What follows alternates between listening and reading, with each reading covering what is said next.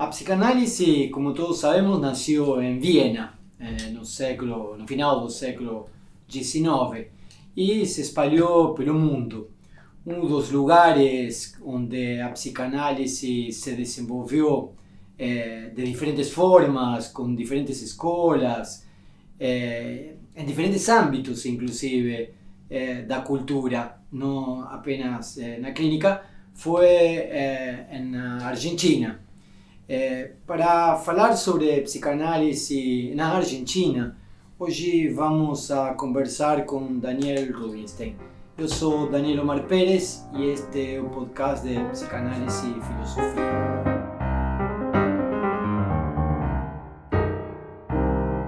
Daniel Rubinstein é professor, psicanalista e tem uma série de textos e publicações bastante destacadas no âmbito da psicanálise. Por isso queremos conversar com Daniel sobre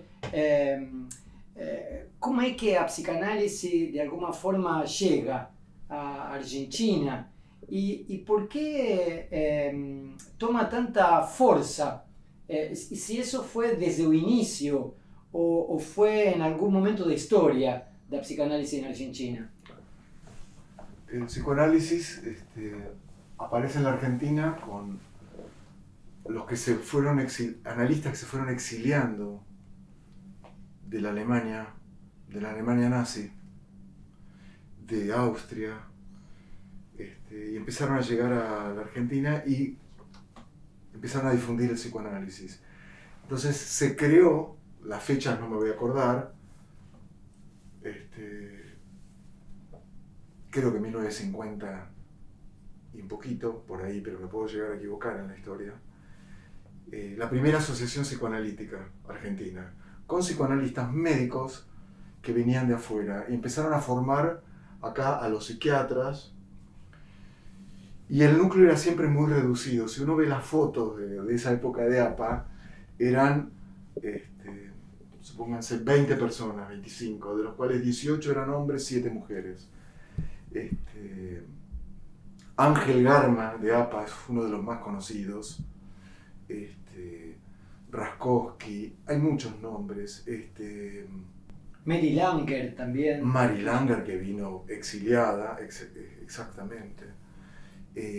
Después pasó algo, Blecher, José Blecher, psicoanalistas que se empiezan a formar acá y se empieza a desarrollar muchísimo en Buenos Aires.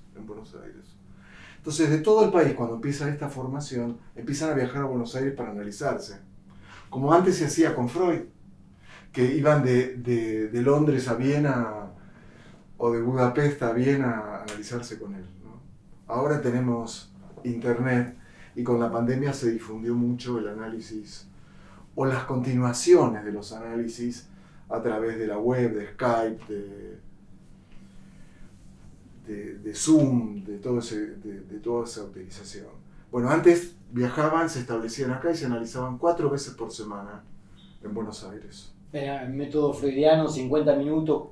50 minutos, 4 veces por semana, y a partir del tercer año, si no me equivoco, tenían que tener una supervisión semanal y era todo pautado de ese modo, una supervisión semanal con otro que no sea el analista.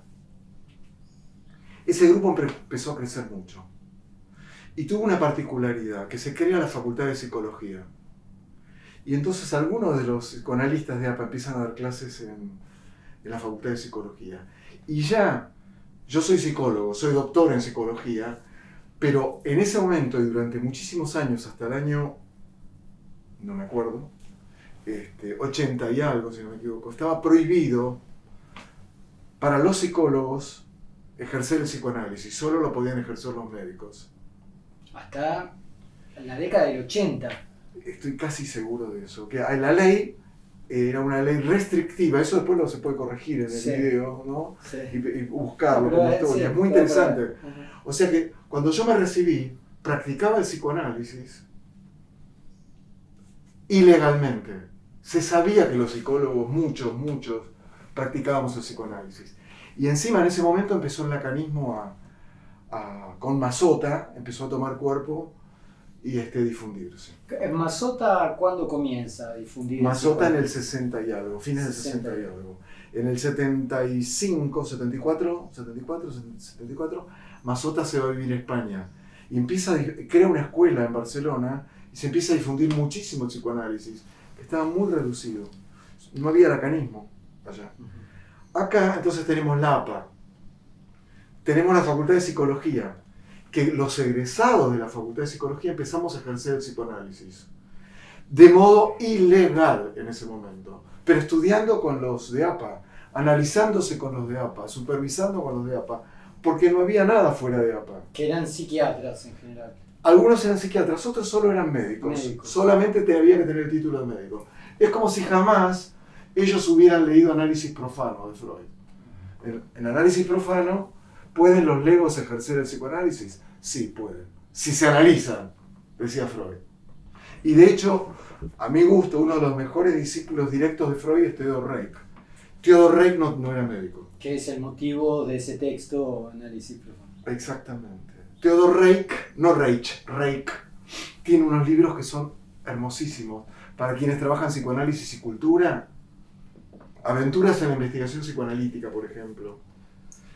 Trabaja textos de la Biblia y los piensa con el psicoanálisis. Es maravilloso como discípulo. Y él no era médico. Y Freud le tenía muchísima confianza. Entonces, aquí lo que empieza a suceder es lo siguiente. En la Facultad de Psicología de Buenos Aires, y después se van creando en Rosario, en Tucumán, en Córdoba, otra Facultad de Psicología, se empieza a difundir el psicoanálisis. Y a la gente le empieza a gustar mucho. ¿Por qué característica? No sé, muy ligado a la cultura. ¿Tenés alguna hipótesis? No, muy ligada al arte. Estas son mis hipótesis de pensamiento rápido. Muy ligada al arte, a los artistas, a los escritores, a los sociólogos. Muchos de los primeros psicoanalistas no eran psicólogos tampoco. Algunos eran médicos, otros psicólogos, y otros, como el director de la revista Conjetural, sociólogos. ¿Quién dirigía? Hinkis la sigue dirigiendo, Jorge Hinkis. No tiene título de psicólogo. Bueno, Juan Ritvo no tiene título de psicólogo, es filósofo. Y él no pudo hacer el doctorado en psicología. Él fue mi director de tesis para la tesis de doctorado, pero él a su vez no era doctor. Entonces tuve que esperar 2 años de trámites burocráticos para que aprueben que él pudiera ser, no siendo doctor, director de una tesis de doctorado.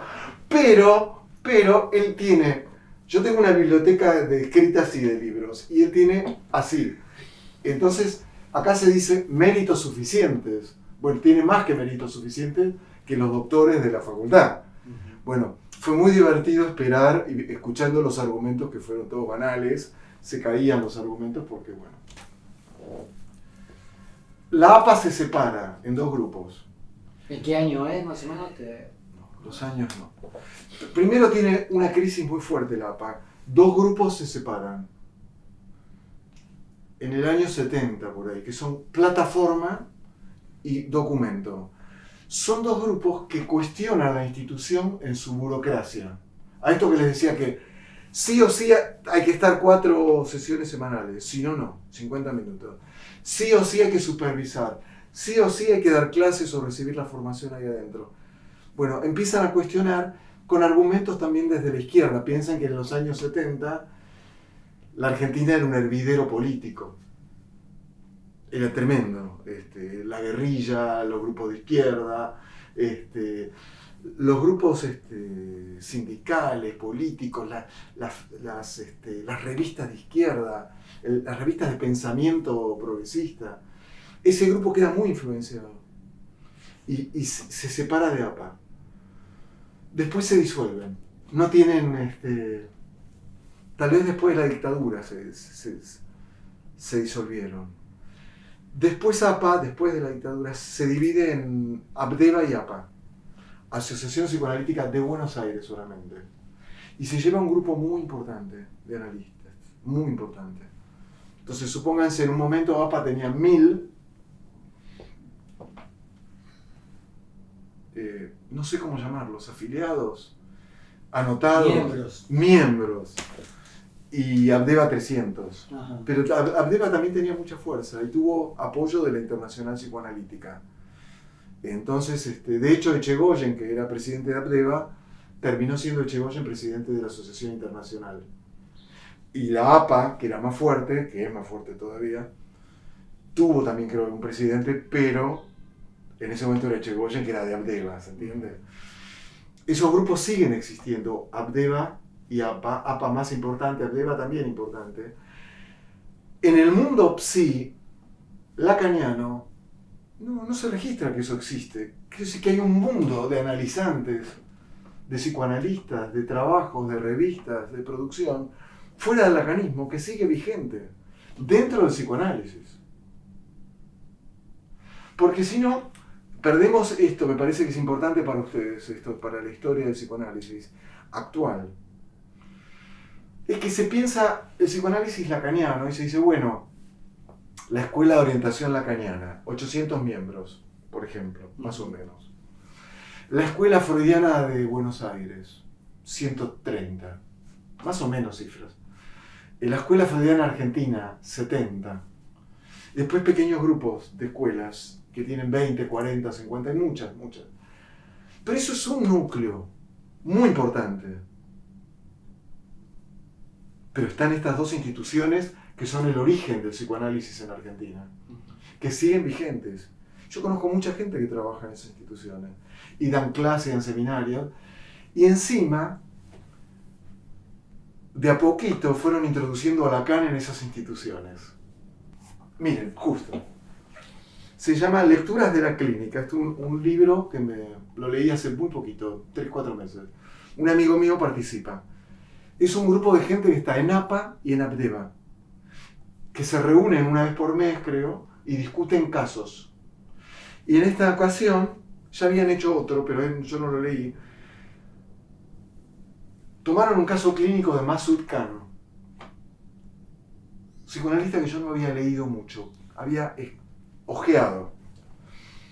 Hicieron un muy buen libro de discusión sobre el caso clínico, y cada uno aporta lo suyo. Todos lacanianos. Ustedes dirán, ¿pero cómo lacanianos en APA y en Abdeva? Sí. Y además se juntaron, pero no para armar una institución, un grupo de estudio, de trabajo, de formación, psicoanalistas de APA y psicoanalistas de Abdeva. Hace unos años atrás me llamó Ricardo Rodríguez Ponte, que quizás de nombre lo conozcan. Ricardo falleció, se enfermó y falleció. Un amigo que tradujo al castellano todo de vuelta a los seminarios de Lacan. Y son unas traducciones imperdibles, porque tiene muchísimas referencias. Y trabaja con Stafferla, trabaja con la de Miller, etc. Se consiguen. De hecho, yo tengo muchas traducciones de él en internet que las puedo compartir si quieren. Pero si no, se consiguen, circulan, impresas. Es lo mejor que hay en la traducción al español, mejor que la de Paidós. Mucho mejor. Mucho mejor. Una vez me llama Ricardo y me dice, Daniel, quiero armar un grupo de gente, uno de cada institución. Entonces invitó, de lacaniana, entonces invitó a alguien de la École Lacanienne, a alguien de la Escuela Freudiana de Argentina, a alguien de otro grupo, y me invitó a mí porque vos estás en Ensayo y Crítica del Psicoanálisis, un grupo que fundamos con Juan Ritvo, con Claudio Glassman, con Edgardo Aimovich, que está en Rosario trabajando también, y otro grupo de gente, y éramos pocos, 20. Y le digo, no, pues yo ya me fui de Ensayo y Crítica hace 3 años, le digo. No importa, te invito igual, me dice. Entonces armamos un grupo de discusión. Y era muy interesante porque uno de esa manera rompía con el discurso cerrado, fechado, de cada institución. Donde todos saben lo que va a decir el compañero de la institución antes de hablar. Ya se sabe. Porque no va a decir nada nuevo que no se haya dicho.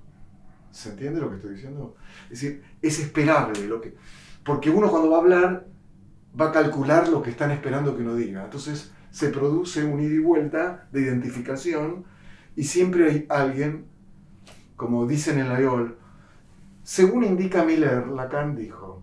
No dicen Lacan dijo o escribió, dicen según indica Miller. Bueno, pero eso en las otras instituciones lacanianas también pasa. No dicen como dice Miller o como indicó Miller. Como indicó, no voy a dar los nombres, pero en la Escuela Freudiana de Buenos Aires hay alguno, en la Escuela de la Argentina hay otro, etcétera, etcétera, etcétera. Cuando yo terminé la Facultad de Psicología, hace muchos años, 46, había muy poco lacaniano. Había bastante freudiano, pero había mucho de otras corrientes. Después se fue concentrando el psicoanálisis y tomando muchas cátedras. Acá, en Tucumán, en Rosario, en Córdoba. En Mar del Plata también, pero no tanto. Yo me jubilé, terminé la facultad hace 2 años, cuando empezó la pandemia, en 2020, en una cátedra que se llamaba Escuela Francesa, y dábamos Lacan. Pero muchos de los contenidos que dábamos nosotros se daban en otras materias, que no eran lacanianos. No tenían nombres lacanianos, pero se daban, se pasaba un programa por otro. ¿Por qué? Porque había mucha abundancia de profesores lacanianos, y los alumnos se fueron cansando.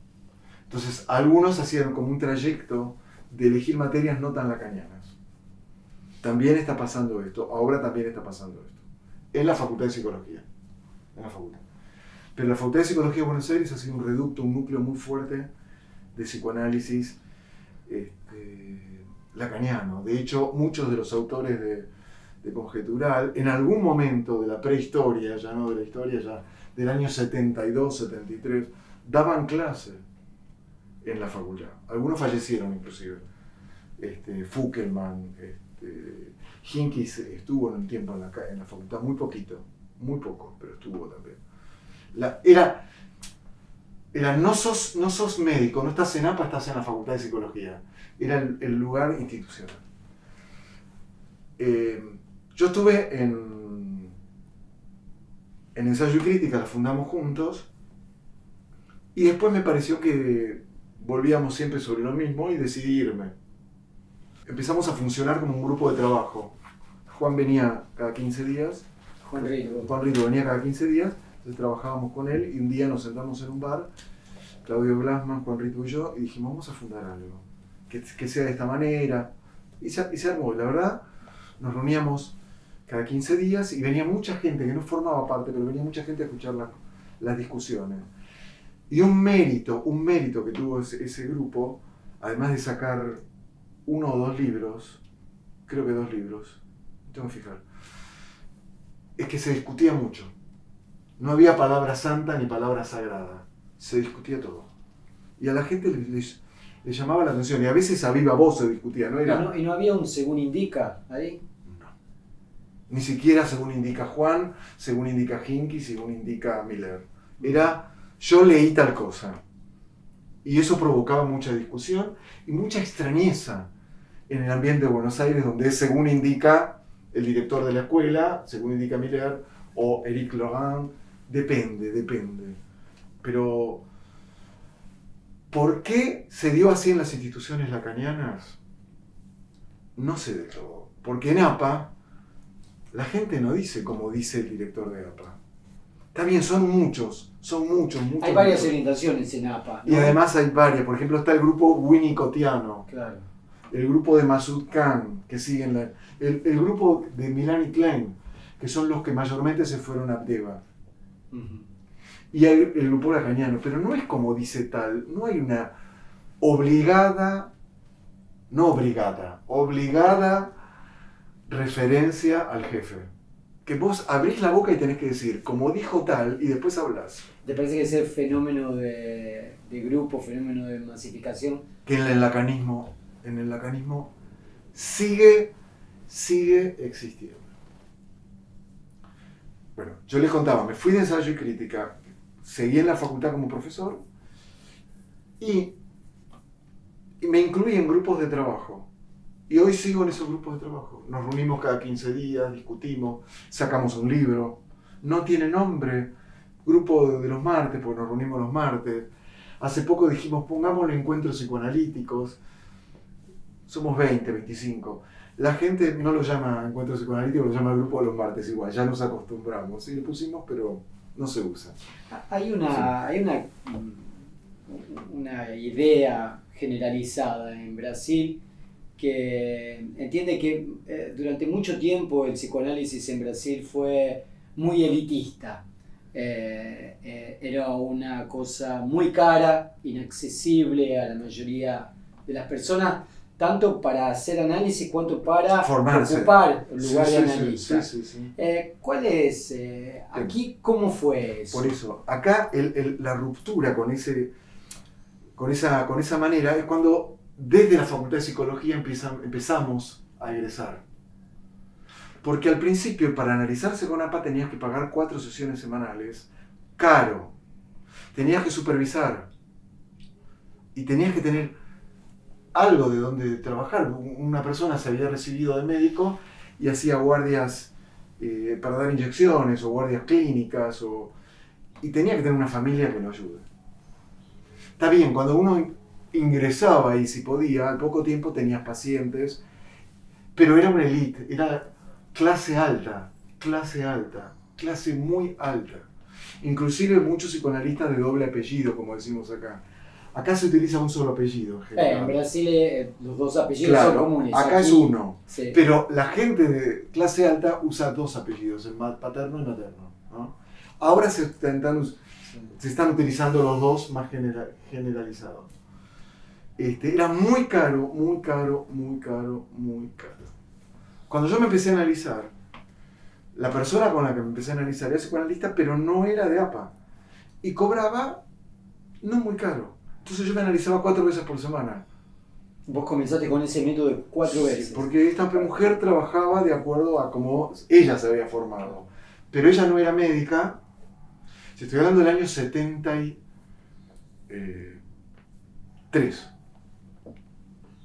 Año 73. Yo me empecé a analizar en el año 73. Me analicé 5 años, 4 veces por semana. Y podía pagármelo, escuchen, con la mitad de mi salario. Eso era impensable. Con la mitad de mi salario yo me lo pagaba.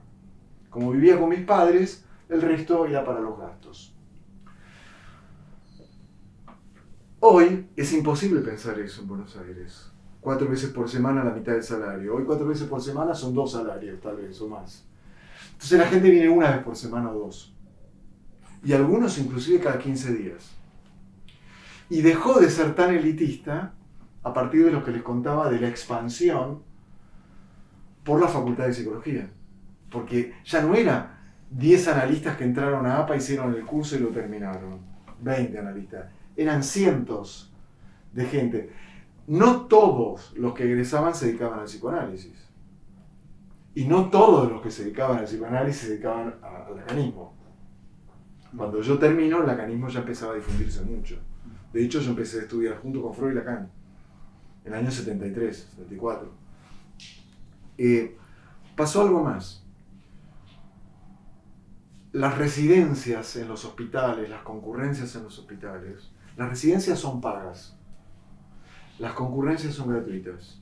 Es decir, si el puntaje no te alcanzó para entrar en la residencia, podés ser concurrente. ¿Qué quiere decir? En vez de ir todos los días, vas 3 veces por semana, menos horas, no te pagan, pero tenés formación, tenés posibilidad de atender pacientes, tenés cursos, tenés supervisiones.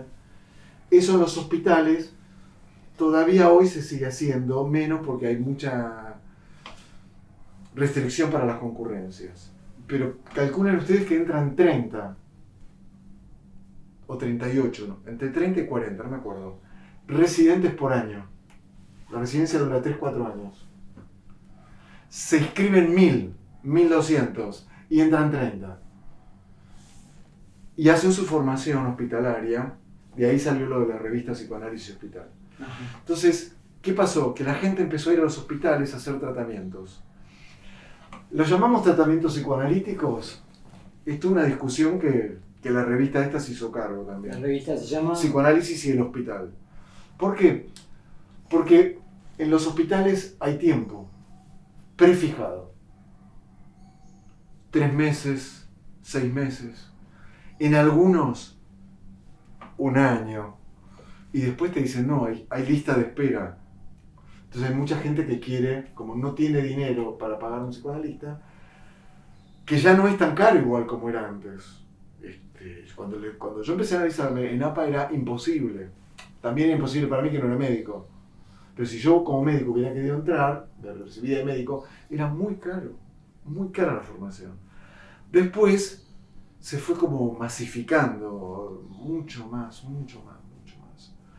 Y hoy en día la gente termina la facultad de psicología, hay muchas facultades privadas de psicología, muchas. En Buenos Aires creo que hay 4 o 5 privadas, además de la UBA, de la Universidad de Buenos Aires. La mejor sigue siendo la UBA, aunque su nivel, así era cuando yo estaba como estudiante, y de a poco fue cayendo. Ahora está acá, pero las otras están acá. Nada que ver. El nivel de la facultad de psicología sigue siendo bueno, no tan bueno como antes, pero es bueno. Entonces vos tenés facultades privadas de psicología, acá y en el interior, en Rosario, en Córdoba, en Mendoza. La Facultad de Psicología de la UNR de Rosario es estatal. Sí, es estatal. Tiene más o menos unos 8.000 estudiantes. Muchísimo. Y la mayoría sigue psicoanálisis. La mayoría sigue psicoanálisis. Acá una gran parte sigue psicoanálisis, pero no todo el mundo. ¿Por qué? Porque hay salida de selección de personal, de forense, institucional, educacional. Y son especialidades que antes estaban muy como desvalorizadas. Todo era psicoanálisis. Casi era sinónimo, psicólogo, psicoanalista. Hoy no. Hay que aclarar que uno es psicólogo y además se dedica al psicoanálisis. Porque hay gente que no se dedica al psicoanálisis, mucha. Pero entonces, respecto a la pregunta que vos me hacías, de la élite de clase alta se pasó a clase media. Sí. Y hoy, en el conurbano bonaerense hay muchos hospitales alrededor de la ciudad. En la zona metropolitana de Buenos Aires. Saliendo de la General Paz, como Claro. decimos nosotros. Y hay muchos hospitales donde hay muchos psicoanalistas jóvenes atendiendo. Residentes, terapeutas que son concurrentes. Y hay tratamientos acotados en el tiempo. No son tratamientos de 5 años, 10 años, 20 años, no sé, lo que dure cada psicoanálisis. Duran meses. Pero bueno, es lo que hay y bienvenido que haya. Esa es mi idea, bienvenido que haya. Entonces la gente tiene acceso a la palabra, a ser escuchados, también en un hospital general. O sea que hay, están los psiquiatras en un primer momento, psicólogos, no psicólogos, no psiquiatras, se amplía la práctica clínica del psicoanálisis para fuera de Buenos Aires y para más allá de los grupos. Y hay otra cosa que llama mucho la atención cuando uno viene a Buenos Aires, es la cantidad de librerías que hay, ¿no? Había más. Sí. Sí. Bueno, yo intento, cuando vengo, hacía algunos años que no venía, intento ir a todas y no consigo, me canso mucho antes de poder ver todas las librerías. Sí. Y una de las cosas que es característica de las librerías es la cantidad de producción psicoanalítica, ¿no? Hay editoras que se dedican. Bueno, Letra Viva, además de vender libros, tiene una editorial. Y en esa editorial, yo te diría que una vez por mes sacan 1 o 2 libros de psicoanálisis. 1 o 2 títulos por mes. Sí, de psicoanálisis, sacan muchísimo. Si se vende mucho o poco, no sé, Sí. pero que hay mucho. Lo que sí se vende mucho son los libros de Miller. Ya tiene un público cautivo de más de 1.500, 2.000 libros que vende. Ajá. Cuando lanza uno... Enseguida se agota. Sí. Les voy a contar algo. Dentro de 2 semanas tengo que dar un seminario que me invitaron a una institución, una fundación que tiene muchas cosas, entre ellas fundamentalmente psicoanálisis. Entonces me invitaron a dar 4 clases, un seminario. Tema de la angustia. El año pasado también lo di, entonces me llegó un libro de Colette Soler. Lo leí y me gustó una idea de todo el libro. 180 páginas, 170 páginas, dije, esta idea me gustó. Retomé. Y dije, como dice Colette Soler en tal libro, no era brillante la idea, pero estaba bien armada. Respecto a la angustia, algo en relación a la angustia. No lo tengo ahora, lo tengo escrito en algún papel para dar el seminario. El otro día una amiga, colega, que hizo su formación en la EOL y va a la EOL, se compró un libro que se llama La angustia lacaniana, de Miller. Es un seminario que él dio hace muchos años y se volvió a editar. Entonces le pedí que me lo presten. Quería hojearlo nada más. Bueno, un fin de semana lo estuve mirando. Al otro fin de semana también. Terminé de leer el libro y dije, ¿qué idea? ¿Qué idea puedo contarle a mis alumnos que puedo extraer? Ninguna. Me llamó mucho la atención. ¿Por qué? Porque yo lo leo sin prejuicio, en el sentido que no estoy de acuerdo con muchas de las cosas que él dice y hace. Pero yo lo leo a ver si tiene en este punto alguna idea que me sirva y decir, Miller dice esto, Miller dice tal otra cosa. Lo leí con el mejor ánimo, sin prejuicio. Le devolví el libro y me dijo, pero no marcaste nada. Yo le dije que cualquier cosa iba a marcar en lápiz. Lo hablo así y me dice, no marcaste nada. No, le digo, no sé. Cuenta el seminario de Lacan, más o menos bien, pero cualquiera que haya leído el seminario de Lacan puede no leer este libro. Entonces a mí me parece que hay mucha producción, no de Miller solamente, de muchos, donde cuentan lo que dice Lacan. El tema me parece que es otro, es ¿qué decís vos de lo que dijo Lacan? ¿Qué decís vos de Freud? Y me pasó algo como profesor en la maestría, en Rosario. Les leía a los alumnos de la maestría, les leía un párrafo de Freud y no les decía que era de Freud. Y abrían los ojos así. Y decían, ¿de quién es esto? De Freud en tal texto. No lo habían leído. ¿Por qué? Porque también se acostumbraron a leer Lacan y no leer Freud. Y a mí me parece que está mal, más que mal, que es un horror.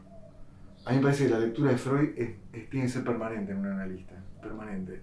Y si sos kleiniano, bueno, Melanie Klein también, por supuesto. Y si sos winnicottiano, Freud y Winnicott. Y si sos lacaniano, mucho Lacan y mucho Freud. Y eso de Freud se perdió. Y les voy a decir algo que tengo como una idea, que es que en el marco de la EOL tampoco se lee tanto a Lacan, se lee más a Miller que a Lacan. O sea que así como se sustituyó a Freud con Lacan, en el marco de la EOL se sustituyó a Lacan con Miller o con Laurent. Y a mí me preocupa eso, porque son discursos muy vivos el de Freud y el de Lacan, y vale la pena volver todo el tiempo. Y me parece que no se está haciendo mucho eso. No se está haciendo mucho eso. Agarrar un párrafo de Lacan y trabajarlo, y pensarlo, y discutirlo con otro párrafo de Lacan, con uno de Freud, con Winnicott. No sé, yo acá tengo un montón de libros de Winnicott, de Theodor Reik, tengo las obras completas de Melanie Klein. Me parece que un psicoanalista tiene que leer la producción psicoanalítica. O, salvo que piense, y está lleno de psicoanalistas que piensan así, que el que no es lacaniano no es psicoanalista. Escucharon esto porque es muy importante, como segregatorio, como un pensamiento de segregación. Si no es lacaniano, es segregatorio. Pero después el problema es que dentro de los lacanianos también hay segregación. Si es lacaniano, pero no está en esta escuela, no es... Y esto lo escuché. ¿Se entendió? Entonces se van autosegregando y van a quedar 2, 3, 1 o 5. Es una segregación múltiple. Una última pregunta. Dale.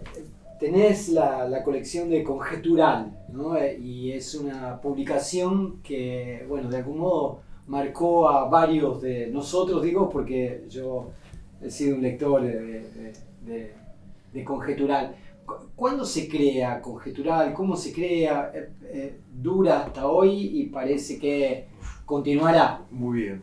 Conjetural se crea en 1980, podemos verla, la primera, pero después de que varias personas se retiran, se van de la escuela freudiana y arman este grupo si yo les dije grupo se van a enojar, 1983.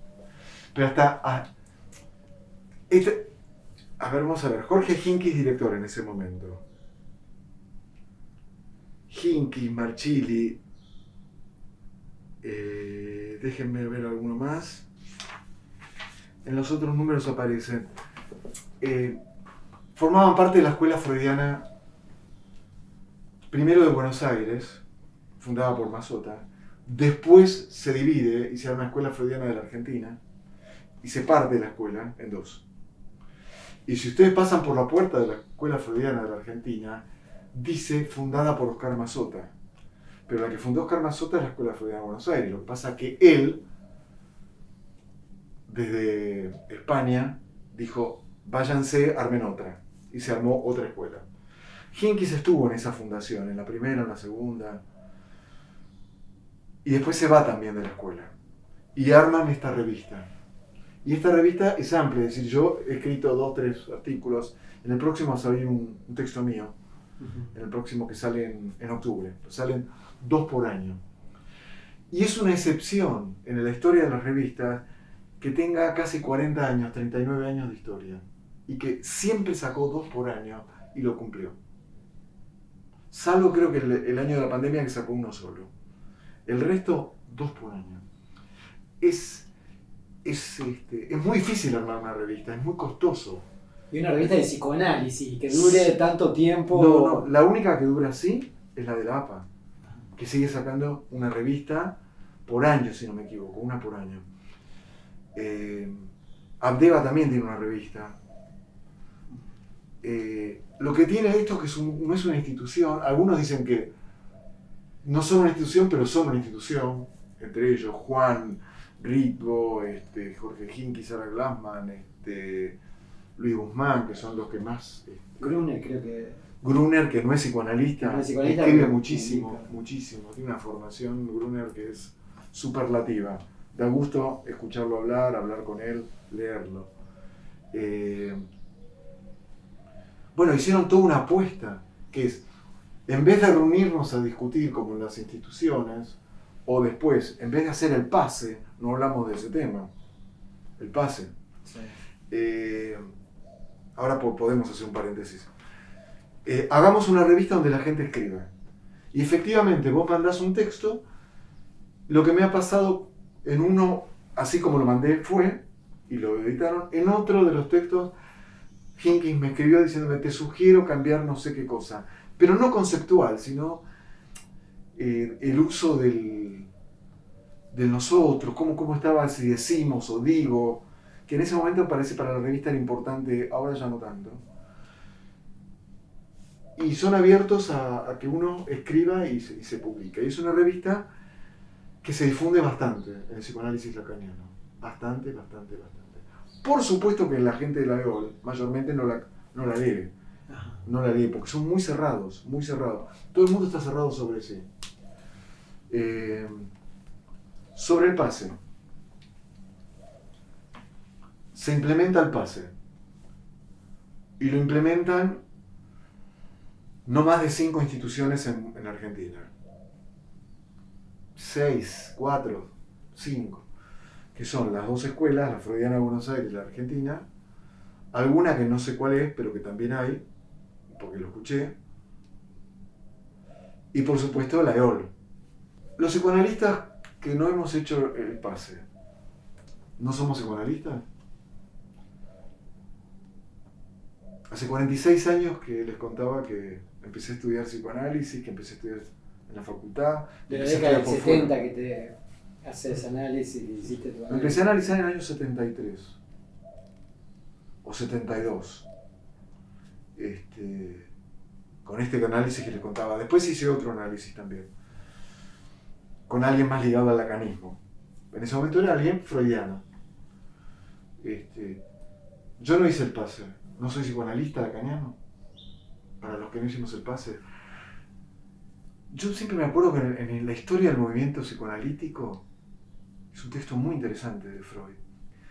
Lo deberían trabajar mucho para esta investigación que está en curso. si no me equivoco, estoy casi seguro que es ahí, Freud dice que él toma 2 parámetros para pensar si alguien está en el marco de su práctica en el psicoanálisis. Que tenga en cuenta la transferencia y la resistencia. Si alguien tiene en cuenta estos 2 parámetros, podemos hacer un dibujo así, todo lo que entra como 2 ejes cartesianos, X, Y, todo lo que entra acá es psicoanalista. Sea freudiano, sea lacaniano, sea winnicottiano. Que su práctica esté sostenida con conceptos que sea la transferencia y la resistencia. Es una frase muy dura de Freud que me parece...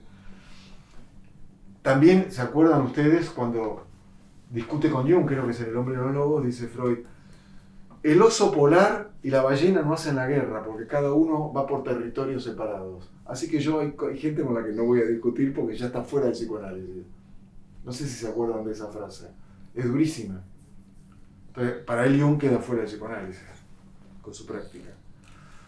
Entonces me parece a mí que para nosotros como analistas, es decir, bueno, no hice el pase. ¿Y qué pensás del pase? Y bueno, yo he leído los testimonios del pase, sobre todo los de Laëol, pero no solo los de Laëol, porque se difunden y están en pequeños libros, chiquititos, 50 páginas, 40 páginas.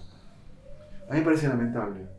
La mayoría de los testimonios que leí, lamentable. Es una aplicación de la teoría sobre uno mismo, como si se plegara la teoría sobre uno mismo y uno hace metalenguaje de lo que hizo. Y a mí me parece que hay imponderables y hay puntos de un análisis que no se puede ni siquiera decir, pero no por vergüenza, sino porque son indecibles, porque uno sabe que por ahí pasó algo y no sabe bien qué pasó. Dirán, no, pero hay que nombrarlo. Sí, sí, asintóticamente, sin llegar nunca a decirlo. Entonces, cuando uno habla sobre su análisis, me parece que la escena donde uno cuenta al jurado, etc., yo no la suscribo. Me parece en el límite de la obscenidad, y las conclusiones de eso es que ya se sabe, como en los jurados de la facultad en los concursos, si va a ser aceptado el pase o no. Depende con quién se haya analizado. ¿Ahora se entendió cómo terminó? En la facultad vos sabés quién va a ganar. Casi siempre. En un concurso. Casi siempre, no siempre, hay imponderables. Cuando yo me presenté al concurso, no se sabía que iba a ganar. Y gané. Porque los otros dos estuvieron muy mal. Demasiado mal. Yo no estuve tan bien. Ellos estuvieron muy mal. Como decía el general Perón. Yo no soy peronista, ¿no? Pero el general Perón tiene una frase que son maravillosas. Decía, no es que los peronistas seamos buenos, es que los demás son muy malos. Bueno, en el concurso pasó eso. Muchísimas gracias, pero antes de terminar, ya que vos hablaste del pase, hay otro elemento que se articula con eso, que es el final de análisis. O sea, bueno, si el pase, que sería la tentativa, como vos lo definiste, de aplicar la teoría al propio análisis y hacer un metalenguaje, intentaría nombrar algo que es de la orden de lo inabarcable. El final de análisis. Un final de análisis es cuando un paciente analizante se levanta del diván después de haber dicho algo y dice, hoy es la última sesión. Punto.